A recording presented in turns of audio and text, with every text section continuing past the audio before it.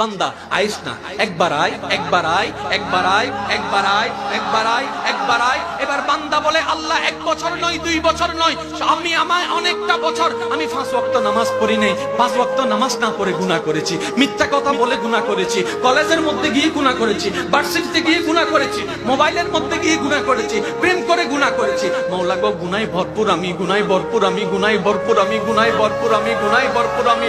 মাওলা, তোমার দেওয়া নিয়ামত খেয়েছি, তোমার দেওয়া নিয়ামত রিজিক খেয়ে দেহটাকে শক্তিশালী বানিয়ে তোমার জমিনে দাঁড়িয়ে তোমার হুকুম অমান্য করেছি, তোমার নবীর হুকুম অমান্য করেছি। ও মাওলা, ও মাওলা, আমার তো বড় লজ্জা লাগে, একটা ভুল করলে কারো সামনে যাওয়া যায় না, মাথা নিচু করে রাখতে হয়। আমি তো 1000টা ভুল করেছি মাওলা। ও মাওলা, আমি কোথায় যাব? ও মাওলা, আমি কোথায় যাব?